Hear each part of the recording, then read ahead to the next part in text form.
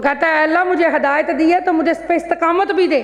مال اور اولاد بھی نہیں بندے کو بچا سکتے، یہ ذہن میں رکھے. جنگ بدر کی طرف یہاں اشارہ ہے.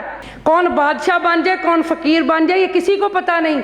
اے ہمارے رب بے شک تو اس دن کو جس میں کوئی شک نہیں سب لوگوں کو جمع فرمانے والا ہے. یقیناً اللہ اپنے وعدے کے خلاف نہیں کرتا. یعنی پھر وہی بات ہے کہ ایسی دعا بھی وہی بندہ کرتا ہے نا کہ جس کو قیامت کا ڈر ہے، جس کو اللہ سے ملنے کا خوف ہے.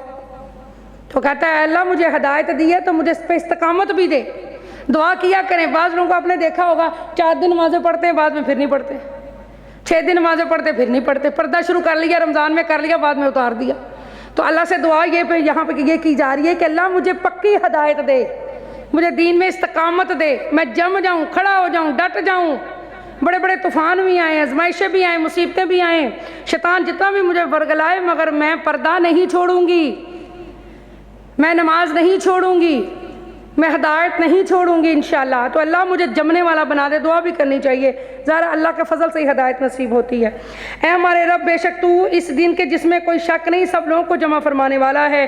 یقیناً اللہ اپنے وعدے کے خلاف نہیں کرتا. بے شک جنہوں نے کفر کیا نہ ان کے مال انہیں اللہ کے عذاب سے کچھ بھی بچا سکیں گے اور نہ ان کی اولاد، وہی لوگ دوزخ کا ایندھن ہیں. مال اور اولاد بھی نہیں بندے کو بچا سکتے، یہ ذہن میں رکھیں.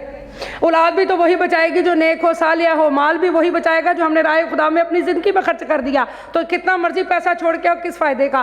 نالائق اولاد جتنی بھی چھوڑ دی کس کام کی. جو اولاد آپ کے لیے آپ کے کام ہی نہ آ سکے، جو اولاد پیچھے سے آپ کے مال کو اڑائے اور آپ کے مال کو غلط طریقے سے استعمال کرے تو عذاب تو آپ پہ ہی آنا ہے کہ بندے کیوں اتنا مال چھوڑ کے آیا تھا. اگر اتنا مال تو انہیں چھوڑ کے آنا تھا تو پھر اپنے بچوں کو اس مال کو استعمال کرنے کا طریقہ بھی بتاتا. وہ راہ خدا میں دیتے، کوئی مسجد بناتے، کوئی مدرسہ بناتے، کوئی یتیموں کو دیتے، کوئی غریبوں کو دیتے، تمہاری آخرت بھی بہتر ہو جاتی. اس لیے اللہ کے بندے اتنا جمع ہی نہیں کرتے اور نہ جوڑ کے چھوڑ کے ہی آتے ہیں. انہیں پتہ ہے کہ جتنا چھوڑ کے آئیں گے پتہ نہیں پیچھے سے کوئی صحیح استعمال کرے گا کہ نہیں کرے گا. اولاد آپ کی صدقہ جاریہ ہے. مگر یہاں پر اللہ تعالیٰ نے یہ فرما دیا کہ بے شک جنہوں نے کفر کیا نہ ان کے مال انہیں اللہ کے عذاب سے کچھ بھی بچا سکیں گے، نہ ان کی اولاد. جو ایمان والے ہیں نا، جو مومن لوگ ہیں، انہیں کی اولاد اور انہیں کا مال ان کے کام آئے گا. کفر والوں کے کہاں کچھ کام آئے گا. اور ان کا بھی قوم فرعون اور ان سے پہلی قوموں جیسا طریقہ ہے جنہوں نے ہماری آیتوں کو جھٹلایا. تو اللہ نے ان کے گناہوں کے باعث انہیں پکڑ لیا اور اللہ سخت عذاب دینے والا. آیتوں کو جھٹلانا کیا ہوتا ہے؟ مطلب اللہ کے احکامات کو سنی انسنی کر دیا. کافروں نے تو ویسے نہ مانا، لیکن مسلمانوں میں بھی کچھ لوگ ایسے ہیں کہ بس گلاف چڑھایا ہے، قرآن کو بند کر کے رکھا ہوا ہے. کافروں سے فرما دے تم ان قریب مغلوب ہو جاؤ گے، جہنم کی طرف ہانکے جاؤ گے اور وہ بہت ہی برا ٹھکانہ ہے. بے شک تمہارے لیے ان میں وہ 2 جماعتیں بے شک تمہارے لیے ان 2 جماعتوں میں ایک نشانی ہے. اللہ، ان 2 جماعتوں میں جنگ بدر کی طرف اشارہ ہے. جنگ بدر کی طرف یہاں اشارہ ہے. بے شک تمہارے لیے ان 2 جماعتوں میں ایک نشانی ہے جو میدان بدر میں آپس میں مقابل ہوئیں. ایک جماعت نے اللہ کی راہ میں جنگ کی اور دوسری کافر تھی. وہ انہیں اپنی آنکھوں سے اپنے سے دگنا دیکھ رہے تھے اور اللہ اپنی مدد کے ذریعے جسے چاہتا ہے تقویت دیتا ہے. یقیناً اس واقعے میں آنکھ والوں کے لیے بڑی عبرت ہے. 17 کو غزوہ بدر ہوا تھا، 17 رمضان المبارک کو. تو 17 کو انشاءاللہ غزوہ بدر میں پھر ڈیٹیل سے بیان کروں گی، پورا بیان کریں گے، کوشش کریں گے اس پہ انشاءاللہ. لوگوں کے لیے ان خواہشات کی محبت خوب راستہ کر دی گئی ہے جس میں عورتیں اور اولاد اور سونے اور چاندی کے جمع کیے ہوئے خزانے اور نشان کیے ہوئے خوبصورت گھوڑے، مویشی اور کھیتی شامل ہے. یہ سب دنیاوی زندگی کا سامان ہے اور اللہ کے پاس بہتر ٹھکانہ ہے. اللہ اللہ اللہ اللہ اللہ. اللہ فرماتا ہے یہ ساری یہ جو اولاد ہے، جو بیٹیاں ہیں، یہ بیٹے، یہ سونا چاندی، یہ میں نے بڑے خوبصورت بنا کے دنیا پہ پیش کی ہیں اور پھر بندے کو اس میں کھلا چھوڑ دیا ہے. اور بندے کے دل میں اس کی محبت ایسی ہے کہ وہ اولاد کے لیے، مال کے لیے، سونے کے لیے، چاندی کے لیے مرا ہی جا رہا ہے اور اسے بالکل یہ بھول چکا ہے کہ آخرت میں تو بہترین اللہ تعالیٰ تحفے دینے والا ہے. یہ تو سونا چاندی، مال دولت، کپڑے، یہ بڑے بڑے محلات، بنگلے، گاڑیاں کچھ بھی نہیں ہیں. اللہ سبحانہ تعالیٰ فرماتے ہیں اس کی ہوس میں نہ مبتلا ہو جاؤ. نکلو اس سے باہر، آخرت کا ٹھکانہ زیادہ بہتر ہے۔ ایسا نہیں کہ اولاد کی محبت میں بندہ اتنا آگے نکل جاتا ہے، نماز کا ہی نہیں پتا، نماز کا پتہ ہی نہیں نماز پڑھنی ہے، برتن دھو لو، کپڑے دھو لو، یہ کام کر لو، وہ کام کر لو، بازاروں میں شاپنگ کر لو، زیورات پہن لو، سونا خرید لو، چاندی خرید لو، ہوس ہے، ہرس ہے کہ بندے کی ختم ہی نہیں ہوتی، اسٹیٹس اور سٹینڈرڈ کے چکروں سے بندہ باہر ہی نہیں آ رہا، برانڈ ان چکروں سے بندہ باہر ہی نہیں آ رہا۔ تو اللہ تعالیٰ نے اینڈ کس بات پہ فرمایا؟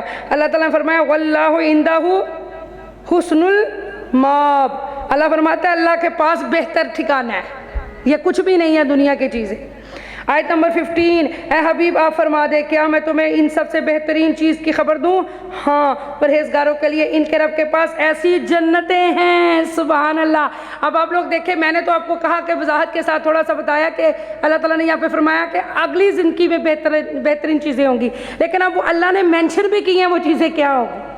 اوپر بتایا کہ دنیاوی چیزیں کیا ہوں گی جن کی محبت تمہارے دلوں میں ہے، اس کو نکال دو۔ اللہ نے مینشن کر کے بتا دیا یہ برائیاں ان کو نکال دو۔ پھر اللہ نے انعام بھی بتایا جو ملنے والا وہ بھی بتا دیا، تاکہ آپ میں سے اللہ کے نیک بندوں میں سے لوگ اس انعام کی جستجو کریں جو مرنے کے بعد اللہ دینا چاہتا ہے، جو ہمیشہ کے لیے رہنے والا ہے۔ آئیے وہ کیا ہے، پڑھتے ہیں آیت نمبر 15 میں۔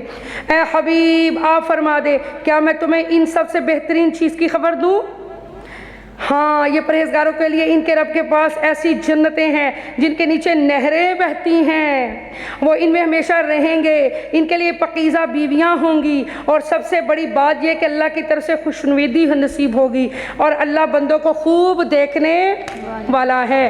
اور یہ وہ لوگ ہیں جو کہتے ہیں اے ہمارے رب ہم یقیناً ایمان لے آئے ہیں، سو ہمارے گناہ معاف فرما دے، ہمیں دوزخ کے عذاب سے بچا لے۔ یہ لوگ صبر کرنے والے ہیں، پہچان سن لے، قول و عمل میں سچائی والے ہیں، ادب و اطاعت میں جھکنے والے ہیں، اللہ کی راہ میں خرچ کرنے والے ہیں، اور رات کے پچھلے پہر اٹھ کر اللہ سے معافیاں مانگنے والے ہیں۔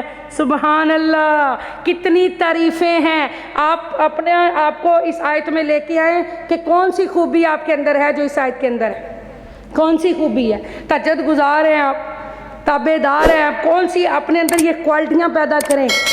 جو انعامات اللہ نے بتائے وہ ان لوگوں کو ملیں گے۔ یہ وہ لوگ ہیں جو کہتے ہیں سن لیں اے ہمارے رب ہم یقیناً ایمان لے آئے، پھر کیا کہتے ہیں؟ پھر وہ معافی مانگتے ہیں، اللہ ہمارے گناہ معاف کر دے اور ہمیں دوزخ کے عذاب سے بچا۔ اور اللہ فرماتا ہے صبر کرنے والے ہیں، جو کہتے ہیں وہ کرتے ہیں، سچ بولتے ہیں، تابع دار ہیں، باادب ہیں، جھکنے والے ہیں، اللہ کی راہ میں خرچ کرتے ہیں اور تہجد گزار ہیں۔ یہ وہ لوگ ہیں سبحان اللہ جو سیدھے جنت میں جائیں گے۔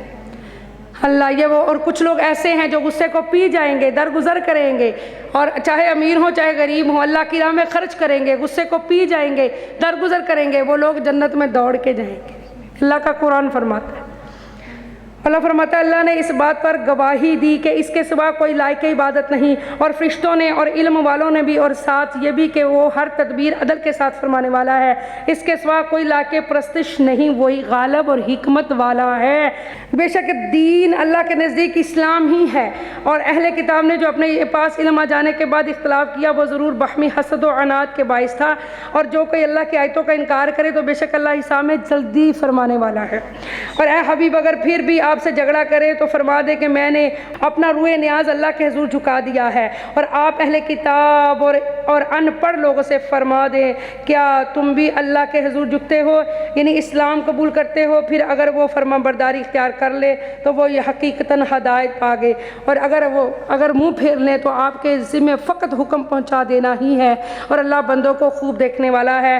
یعنی اے محبوب آپ کا کام ہے دعوت دینا، کوئی مانتا ہے نہیں مانتا، ہدایت دینا اللہ کا کام ہے، آپ پریشان نہ ہوں۔ یقیناً جو لوگ اللہ کی آیتوں کا انکار کرتے ہیں اور انبیاء کو ناحق قتل کرتے ہیں، بنی اسرائیل والے، اور لوگوں میں سے بھی انہیں قتل کرتے ہیں جو عدل اور انصاف کا حکم دیتے ہیں، سو آپ انہیں دردناک عذاب کی خبر سنا دیں۔ استغفر اللہ، یہ وہ لوگ ہیں جن کے اعمال دنیا اور آخرت دونوں میں غارت ہو گئے اور ان کا کوئی مددگار نہیں ہوگا۔ کیا آپ نے ان لوگوں کو نہیں دیکھا جنہیں علم کتاب میں سے ایک حصہ دیا گیا؟ وہ کتاب الہی کی طرف بلائے جاتے ہیں تاکہ وہ کتاب ان کے درمیان نزاعت کا فیصلہ کر دے، تو پھر ان میں سے ایک طبقہ منہ پھیر لیتا ہے، وہ روگردانی کرنے والے ہی ہیں۔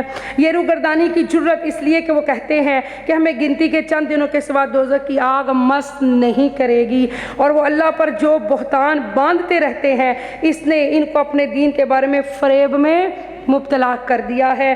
سو کیا حال ہو گیا، کیا حال ہوگا، سو کیا حال ہوگا جب ہم ان کو اس دن جس کے بپا ہونے میں کوئی شک نہیں جمع کریں گے، جس جان نے جو کچھ بھی اعمال میں سے کمایا ہوگا اسے اس کا پورا بدلہ دیا جائے گا اور ان پر کوئی ظلم نہیں کیا جائے گا۔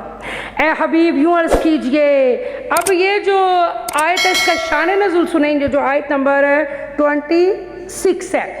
غزوہ احزاب جب ہوا، یعنی غزوہ خندق، جس میں حضور صلی اللہ علیہ وآلہ وسلم خندق کھود رہے تھے اور پیٹ پہ پتھر باندھے تھے، تو جب ایک پتھر جو ہے ٹوٹ نہیں رہا تھا تو صحابہ نے حضور سے کہا یا رسول اللہ یہ پتھر نہیں ٹوٹ رہا، تو میرے نبی نے اس پہ ضرب لگائی تو اس میں سے نور نکلا، ٹھیک ہے، جس میں سے نور نکلا، بولو سبحان اللہ سبحان اللہ، جس میں میرے نبی نے روم اور ایران کی فتوحات کا ذکر کیا کہ یہ جو نور نکلا ہے اس میں ہمیں اللہ نے دکھایا کہ روم اور ایران تک ہماری جو ہے ہمارا اسلام پھیلے گا اور فتح کر لیں گے۔ تو کافروں نے کہا کہ حالات ایسے ہیں کہ کھانے کو کچھ نہیں ہے، حالات ایسے ہیں کہ کھانے کو کچھ نہیں ہے، اور دعویٰ یہ ہے کہ روم اور ایران تک ہماری فتوحات ہوں گی۔ تو اس کی تردید میں پھر میرے اللہ نے یہ آیت نازل کی تھی، کیونکہ یہ ایک آزمائش ہے جو گزر جائے گی، یہ ایک مشکل وقت ہے جو گزر جائے گا۔ اللہ پہلے آزماتا ہے، بندے کو چیک کرتا ہے کہ بندہ میرے دین کے لیے کتنا خالص اور کیسا ہے، پھر اللہ بندے کو انعامات دیتا ہے۔ سبحان اللہ، یہ اللہ کا حبیب ہے، اور جو آپ کہتے ہیں، جو کہا وہی ہوا اور وہی ہو کے رہے گا۔ آئیے آیت سن لیجئے، شان نزول آپ نے سن لیا۔ اے حبیب یوں عرض کیجئے، اے اللہ سلطنت کے مالک تو جسے چاہے سلطنت عطا فرما دے اور جس سے چاہے سلطنت چھین لے۔ جب ہم لوگوں کو باتیں کرتے ہیں اور لوگوں کا مذاق اڑاتے ہیں کہ یہ بندہ بھی کبھی ایسے ہو سکتا ہے، یہ بندی بھی امیر ہو سکتی ہے، یہ بندی بھی اتنی ریچ ہو سکتی ہے، یہ اس کو بھی یہ عہدہ مل سکتا ہے، تو نہیں کہنا چاہیے، چونکہ یہ اختیار اللہ کے پاس ہے، بندے کے پاس نہیں۔ کون بادشاہ بن جائے، کون فقیر بن جائے، یہ کسی کو پتہ نہیں۔ اللہ نے حضرت داؤد علیہ السلام کو کیسے بادشاہ بنایا؟ وہ تو ویسے ہی نکلے تھے اپنے بھائیوں کا پتہ کرنے کے لیے، تو اللہ تعالیٰ نے ان کو بادشاہ بنا دیا، نبوت بھی عطا کی۔ تو یہ اللہ کی عزت اللہ دیتا ہے، بندہ کسی کو عزت نہیں دے سکتا، یہ بات ذہن میں رکھیے گا، عزت اللہ دیتا ہے۔ اللہ فرماتا ہے اے حبیب یوں عرض کیجئے، اے اللہ سلطنت کے مالک تو جسے چاہے سلطنت عطا فرما دے اور جس سے چاہے سلطنت چھین لے، اور تو جسے چاہے عزت عطا فرما دے اور جسے چاہے ذلت دے۔ ساری بلائی تیرے ہی دستے قدرت میں ہے، بے شک تو ہر چیز پر بڑی قدرت والا ہے۔ ابھی آپ اپنے دماغ میں بٹھا لیجئے کہ عزت کون دیتا ہے؟ اللہ۔ جی ہاں، بندے کے بس میں ہونا تو بندہ، میں کہتی ہوں کسی کو عزت دے ہی نہ، یا جیسے ہم لوگ حسد کرتے ہیں، اللہ معاف فرمائے استغفر اللہ، تو عزت شہرت یہ سب اللہ تعالیٰ نے جس کی قسمت میں لکھی ہو اسی کو ملتی، ہر بندے کو نہیں مل سکتی، اس لیے اسے حسد بھی نہیں کرنا چاہیے۔ ہاں رشک کرنا چاہیے اچھے ہی باتوں پر، لیکن حسد نہیں کرنا چاہیے۔ فرمایا تو ہی رات کو دن میں داخل کرتا ہے۔ اللہ تعالیٰ فرماتے ہیں میں یہ کر سکتا ہوں اس لیے کہ میں اللہ ہوں۔ اب اللہ تعالیٰ اپنی شان بتائے، اللہ فرماتا ہے تو ہی رات کو دن میں داخل کرتا ہے، دن کو رات میں داخل کرتا ہے۔ جو اللہ رات سے دن نکالتا ہے، دن سے رات نکالتا ہے، اس کے لیے کچھ مشکل نہیں کسی کو عزت دینا۔ اور تو ہی زندہ کو مردہ سے نکالتا ہے اور مردہ کو زندہ سے نکالتا ہے، اور جسے چاہتا ہے بغیر حساب کے اپنی نوازشات سے بہرہ اندوز کرتا ہے۔